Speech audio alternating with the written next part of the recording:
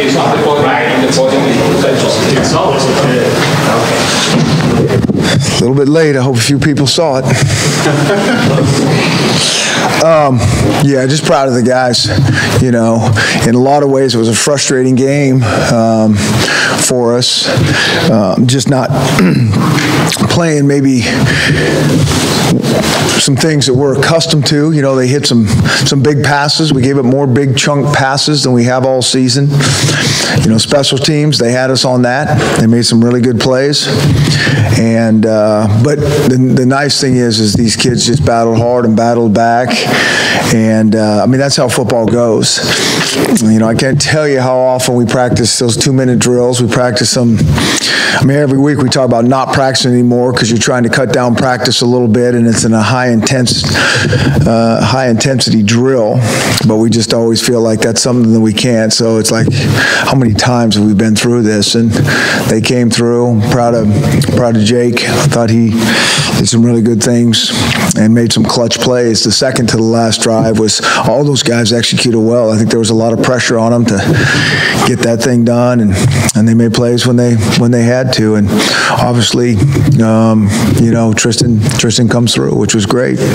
Did you have any words for Tristan before that final kick, Chris? Not at all. I mean, he was itching, and I really felt him being on. I really felt at that stage that we really had he and we had nothing to lose, and you know, I think he's cleaner from the left hash, and I really thought he was going to make it, because we go to overtime, and I kind of felt he'd cut it loose and go. It wasn't long ago we were talking about Tristan and kind of some of the things he was going through, and now he hits the game-winning field goal. What's it like for you to see him do that after kind of what he's gone through this year? I think it's great. I think the team was really, really happy for him. I mean, they really were in that locker room, and I mean, that's because I've been saying it for a while. I mean, you know, he's had you know, it's been tough at times, but he's got a powerful leg, and he can be very accurate. And you know, I don't even know how far that field goal was, but he had a lot more to him, and that's usually how he kicks it. Chris, what was the conversations, I guess, to start that drive, and then how did those conversations change after they called the timeout? Yeah, so we wanted to run the ball and see if we could pop one with Miles through there and maybe just get, you know, a 10-yard run or something, and if we could, then we were going to go. And or even if he probably would have got out of bounds, you know, we probably would have tried something. You know, I get what Kyle was trying to do. You know, you got to play aggressive in these situations, and he was thinking we, you know, may not get a first down, and we got a punt, and he's going to come after it. And so, I mean, those things, you got to play the game. But yeah, so heck, who knows if we hit the next pass or not? But we did, and I think we hit two really good ones after that, and it was good execution. And then the one after that to Pettis, what did you see on towards the goal line? I saw what everybody else saw. I mean, it doesn't really matter at this point, I guess. Chris, in terms of, oh, sorry, lost my train. I do that about a lot. On Jake's fourth down, you got a 4th and 8. Jake breaks in the pocket, gets 6. Gets flipped up in the air, and he comes down hard. How aware of you with how shaken up he was? Well, I talked to him, and I thought he was fine with the questions he was asking me. You know, what I had seen, if he had somebody pop open, and I think he got it. I looked down. I think he got a good one in the shin, one of those nice shin, probably face mask on the shin. I'm not sure how and when he got it. He could have got it multiple times, but you know, he's a courageous guy, and he's going to try to do everything he can do to, you know, get that first down. Chris, how did JoJo's ejection, how did that really affect how you altered the way you had to play defense?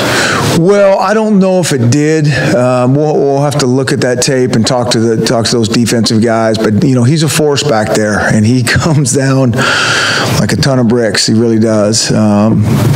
But another positive that we were able to move some guys around, and they stepped up and, you know, played well enough for us to, you know, credit to Utah. I mean, they did a nice job. I mean, they ran that quarterback, and that RPO game, you know, with him pulling it out and throwing it. I mean, it was hard to defend, and I'm sure there's some stuff that we're going to put on tape and say we can do a lot better than that. But I think they executed well, you know, as well.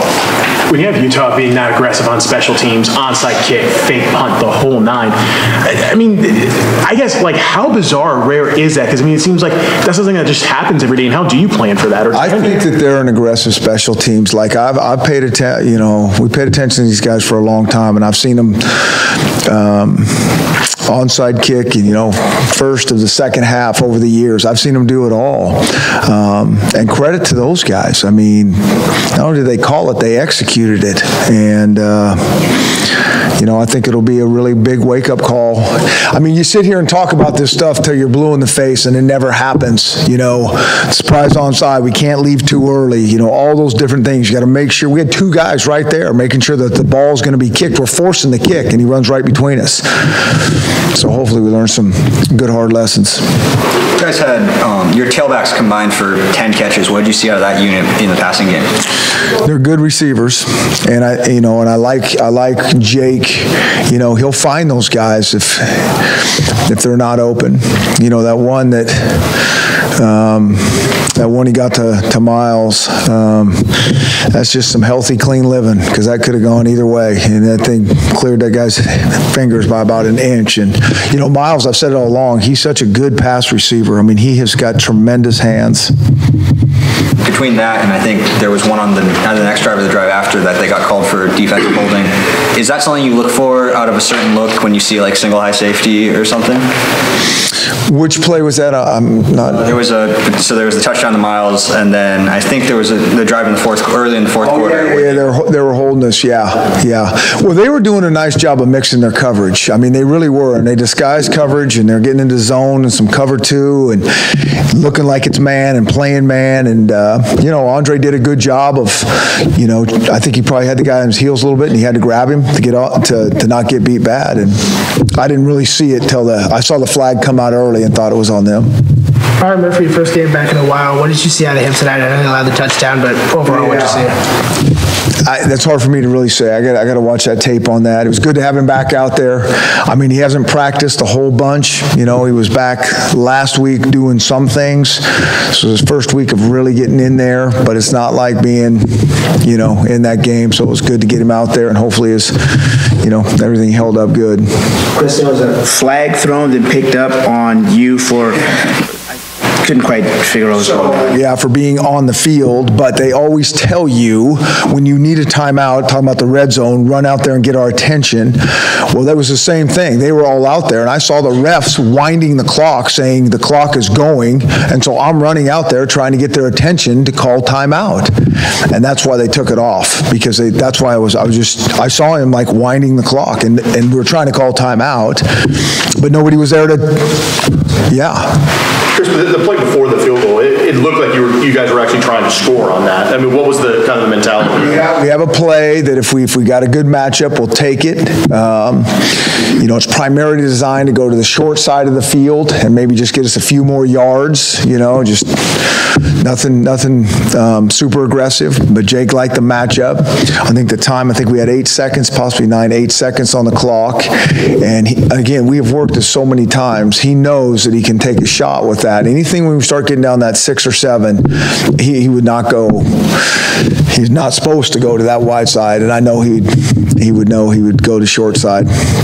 What do you think that last drive does for someone like Andre? Because I know earlier in the week we were asking about Fuller being that number 2 guy, but with Andre, he just kind of came up, especially that big catch, you know, in the last drive. What do you think this does for someone like him going forward? I think it does a lot for the whole team, you know. I mean, these kids work hard. They really do. They practice hard. They work hard. They study hard. But I hope this just gives them a little swag back, you know, that they don't have to play so tight, and you don't have to play perfect. You can still come back and win. And not only for Andre, but just for everybody, Tristan and the defense even. Just keep playing. Hopefully we got that out of this game.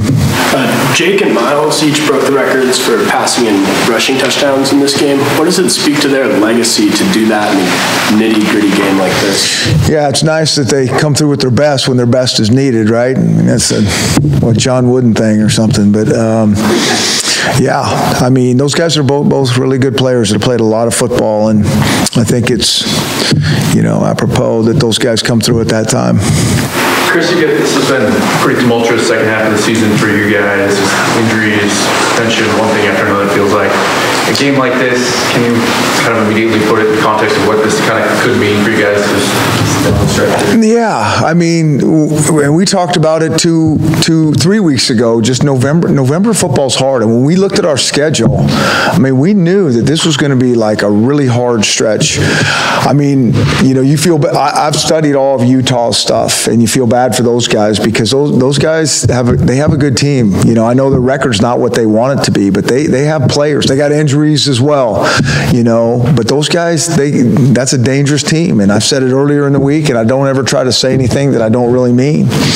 And so you got, you know, Stanford and these guys and Wazoo, and you know, that's hard football, like when you've lost so many guys and you've practiced so long. But that's where, you know, I think that's where teams test their mettle. And I'm just glad that these guys, like I said, just to get a little bounce in their step. Coach, I know that turnovers have always been huge for you, but they've been few and far between lately. You got an interception today. You almost got that. Yeah. What's going on there? Yeah, and we just aren't creating enough of them. That's the bottom line. I mean, we're not in that thing that someone's going to hand us a turnover. That does happen on occasion, but that's, you know, that's whatever. Our strategy is not luck. You know, we gotta somehow create more turnovers. You know, we got to get to that quarterback, and I thought we did. I thought we were better than we had been. The ball did come out. You know, we got the one pick and the ball. We could have easily got that again. You'd like to see it come out again, but you know, I mean, I think everybody does, but we really want to get, you know, our goal is to get 3 a game, and we haven't done that for a while, and I think that's affected us. Do you ever recall coaching a team to 10 points in 1 minute in the final minute of the game? Yeah, I don't think so. Yeah, that was nice. And like I say, I kind of go back to just all the time we have spent on this 2-minute drill. And it's been good for both sides because the defense, you know, the defense makes it hard on our offense with those things. But I think we've called those same type of plays so many times that those kids were very grooved into those calls. Thank you.